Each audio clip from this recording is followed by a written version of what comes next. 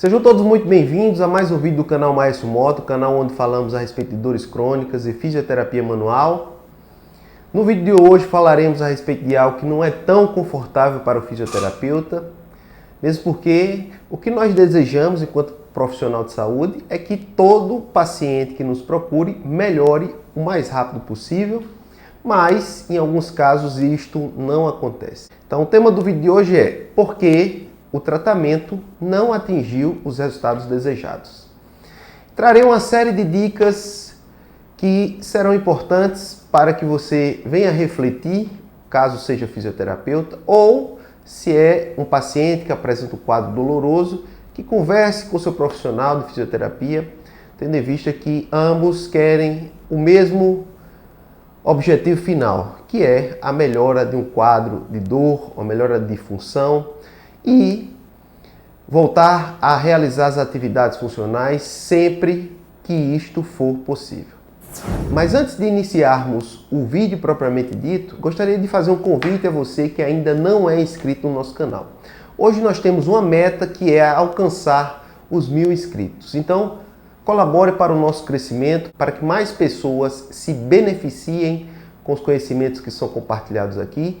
E, para mim, ter a sua inscrição é motivo de uma grande honra. Então, estou honrado já com a sua presença aqui, virtual, mas seria um grande privilégio contar com esta inscrição, tendo em vista que ela é muito importante para nós. Voltando ao tema do vídeo, por que o tratamento não atingiu os resultados desejados? Eu tenho uma série de dicas para falar, mas mesmo antes de começar essas dicas, eu tenho que fazer uma consideração que é quase que redundante, de tão conhecida, de tão falada por mim. Todo tratamento eficaz, todo tratamento que deseja ser efetivo, deseja transformar um quadro de dor e incapacidade em um quadro de ausência de dor e melhora da função, ele precisa ser iniciado com uma boa avaliação. Então, uma avaliação minuciosa, adequada, que possa identificar quais são os pontos chaves para as condutas terapêuticas, fará total diferença no resultado final de um tratamento.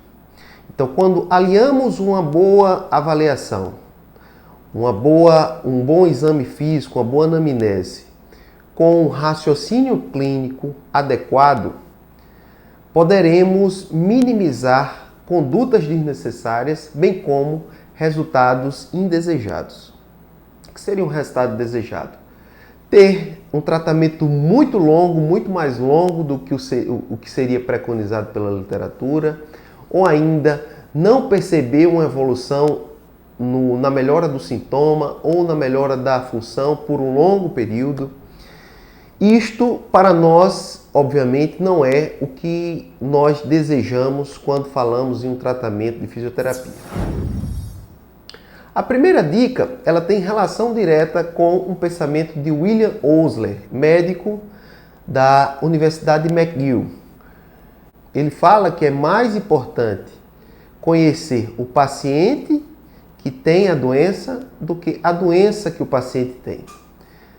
De outra forma, nós precisamos conhecer principalmente sinais que são chamados de bandeiras vermelhas. As bandeiras vermelhas, que são condições clínicas, sinais, sintomas, síndromes, que o paciente pode apresentar, que nos indica a necessidade de encaminhá-lo para o profissional médico, é de extrema valia, porque em algumas dessas condições é muito mais importante que a gente encaminhe esse paciente com bandeiras vermelhas para o profissional médico do que mantenha esse paciente isoladamente na fisioterapia. Então, quais condições são essas? Uma dor torácica persistente, uma perda excessiva de massa corporal num curto período de tempo, sem que o paciente faça dieta para isto, ou ainda febre inexplicável, dor noturna, alterações urinárias.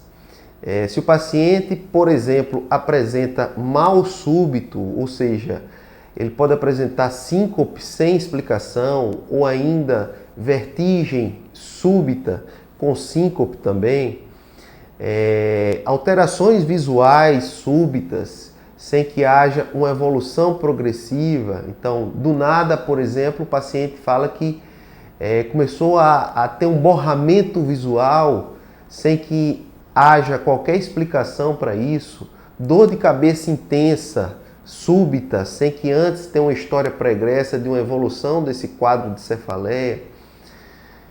Tudo isso pode nos levar a crer que aquele paciente pode ter um problema muito mais grave, que há uma necessidade maior de encaminhamento para o médico.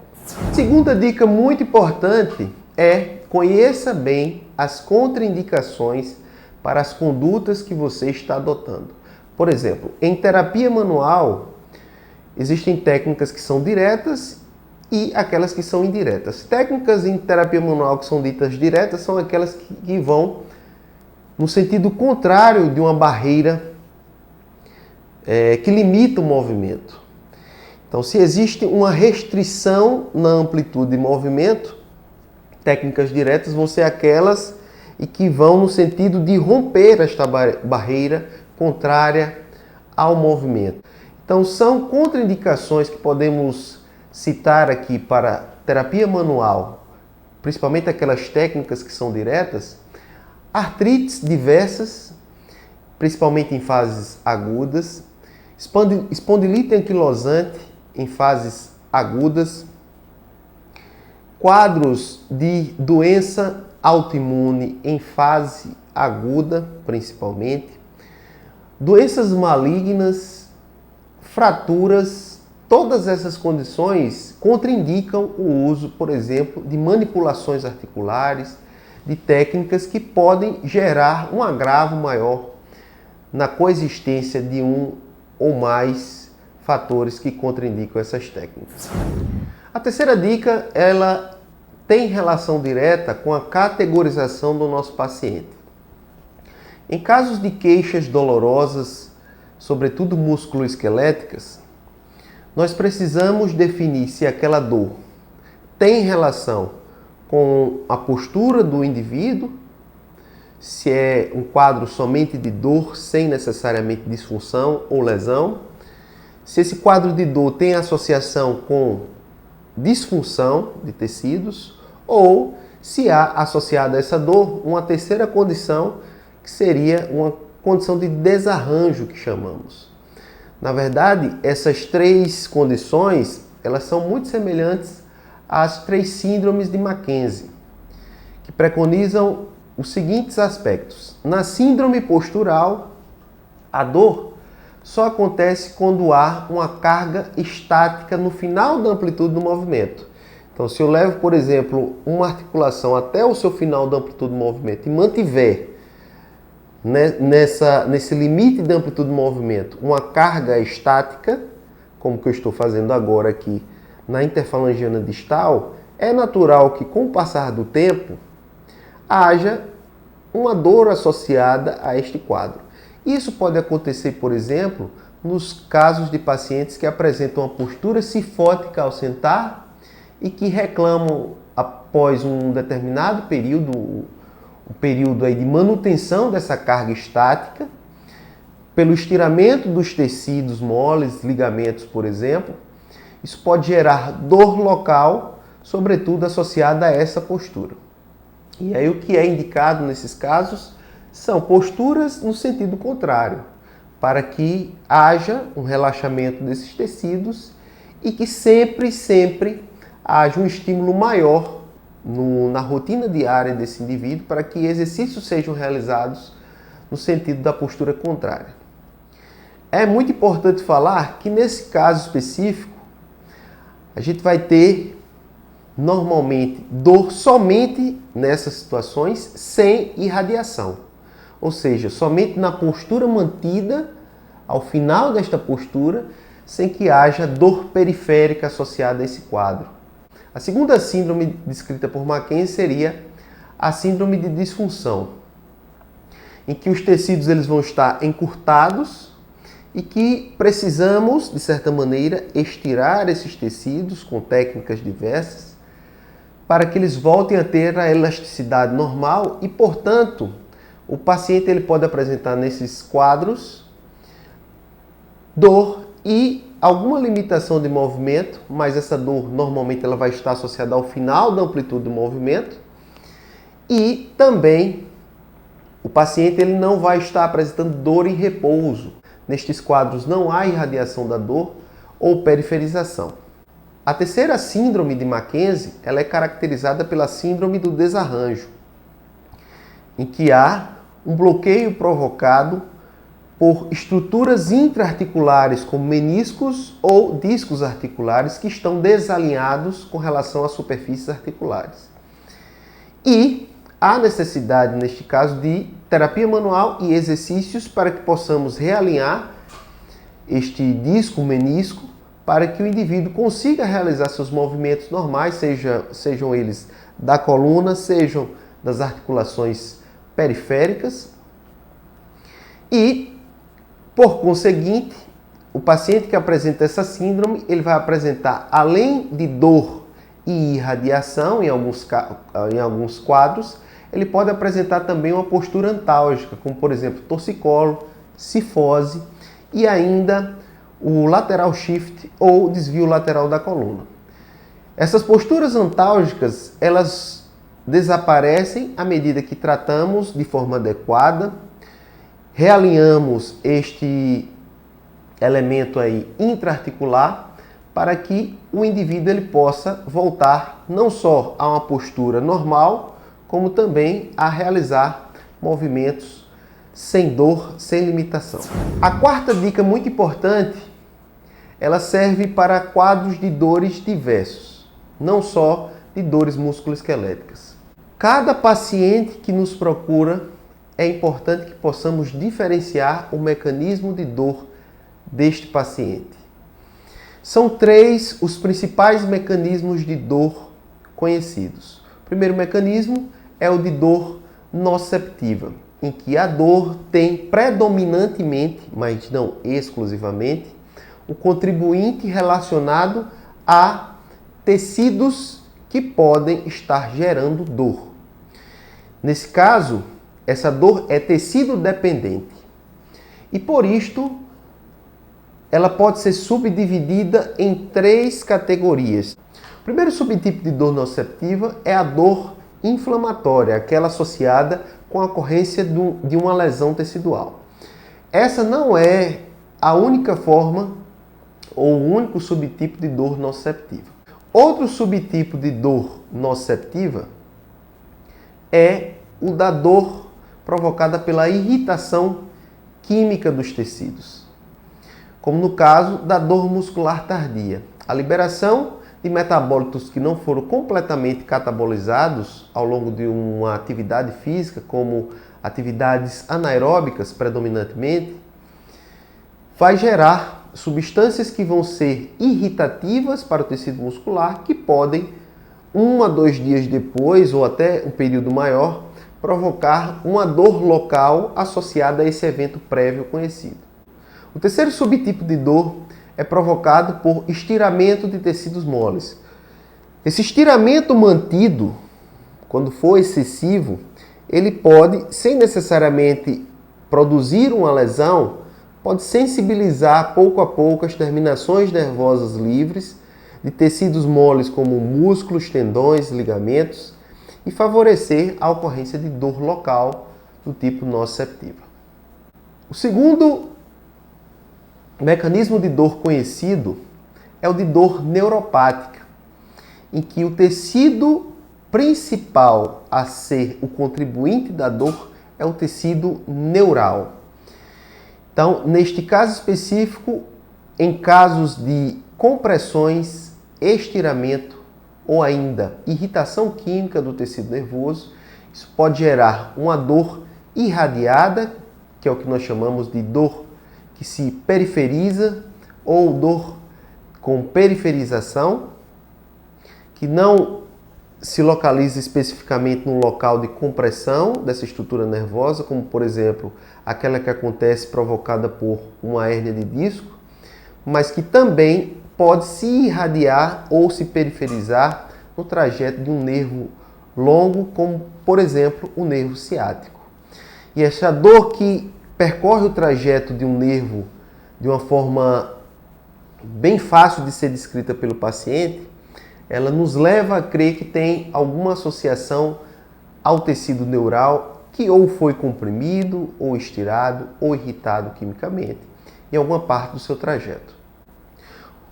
O terceiro mecanismo de dor conhecido é um tanto quanto controverso, que é o de dor nociplástica. Nesse caso, leva-se em conta um período que seria o período necessário de cura dos tecidos, que é didaticamente estipulado como sendo de 3 meses. Ou seja, se uma dor persiste além do período que seria de cura de um tecido, a dor não está mais associada ao tecido propriamente dito, ou seja, ela não é tecido dependente, e existem muitos outros fatores que podem contribuir para esta manutenção da dor. Entre eles, fatores que podem ser psicológicos e sociais também, além dos fatores biológicos. Existem 4 critérios básicos para conhecermos se uma dor é nociplástica ou não. O primeiro critério é uma dor persistente por mais de 3 meses, que é difusa e que não está associada nem a uma dor nociceptiva, nem uma dor neuropática. O segundo critério seria a presença de alodínia ou de hiperalgesia. O terceiro critério seria a presença de comorbidades, como por exemplo, perturbações do sono, crenças limitantes, ansiedade, depressão, entre outros. E o quarto critério seria sinais de hipersensibilidade local. O primeiro e o quarto critério são aqueles que podem indicar uma possível dor nociplástica. Primeiro, segundo, terceiro e quarto critério, quando presentes, podem indicar uma provável dor nociplástica.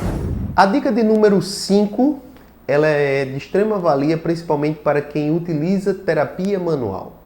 As técnicas de terapia manual, elas podem se valer de um acrônimo que é utilizado pelo conceito Mulligan, que é o acrônimo PILL, P-I-L-L.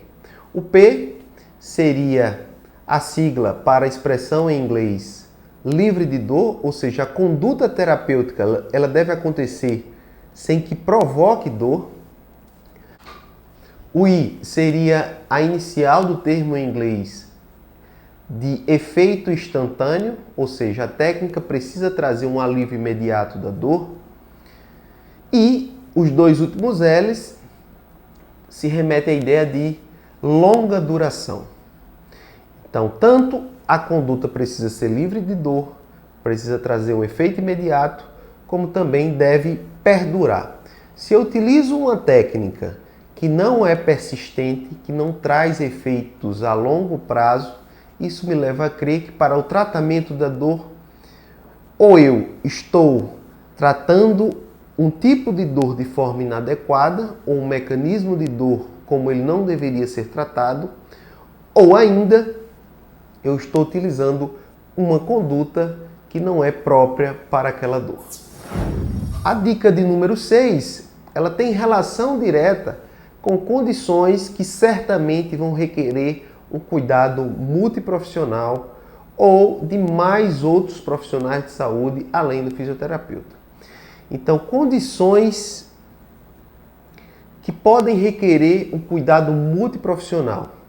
Condições sistêmicas, então patologias sistêmicas ou condições dolorosas sistêmicas, como por exemplo a fibromialgia, que não é caracterizada apenas por dor musculoesquelética, mas também existem distúrbios hormonais associados, alterações do sono associadas, alterações gastrointestinais associadas, que merecem o cuidado de profissionais que são nutricionistas, endocrinologistas, profissionais de educação física, para que juntos possamos montar um plano terapêutico que seja eficaz para o quadro deste paciente. Dores e doenças viscerais também requerem um cuidado multiprofissional. É muito importante que o fisioterapeuta ele conheça técnicas que permitam avaliar envolvimento de estruturas viscerais no quadro doloroso ou de limitação funcional do paciente. Então é muito importante que ele conheça o toque inibitório, técnicas que são de avaliação de esclerótomos, miótomos, dermátomos, viscerótomos, para que assim ele possa entender se há o envolvimento de uma víscera no quadro de dor do paciente e se há também a necessidade de um encaminhamento para um profissional médico especializado naquela área que nós identificamos algum tipo de dor e possível doença visceral. Ainda dentro dessa sexta dica, existe o que nós chamamos de campos de interferência. Esses campos de interferência, eles são condições em que podem justificar a presença de uma dor que não foi justificada nem pelo mecanismo nociceptivo, nem pelo mecanismo neuropático. Então, o que são campos de interferência? São áreas que podem produzir aferências anormais sem que elas sejam percebidas como sendo patológicas. E a isso incluímos cicatrizes, como cicatrizes cesarianas, que podem gerar, por exemplo, dores lombares. Isso é bastante comum. Ou ainda, o uso de aerosóis ou uso de substâncias que produzem aí um acúmulo de metais pesados. Tomem bastante cuidado com isso, porque vísceras em especial podem sofrer por tentar desintoxicar o organismo e acumular esses metais pesados, gerando dores referidas em outras áreas. Tatuagens também podem ser campos de interferência. O uso de alguns pigmentos que possuem uma alta concentração de metais pesados, como o pigmento azul e o vermelho, eles podem justificar quadros dolorosos sem que o indivíduo tenha nenhuma lesão ou disfunção ou algo que justifique o surgimento desta dor.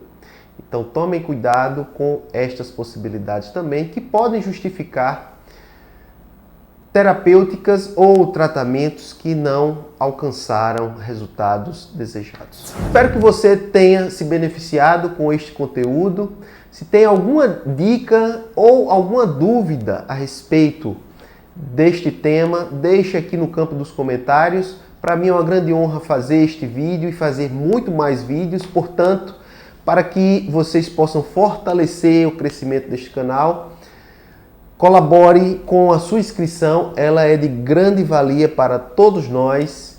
E deixo aqui um forte abraço a todos, fiquem com Deus e até o próximo vídeo.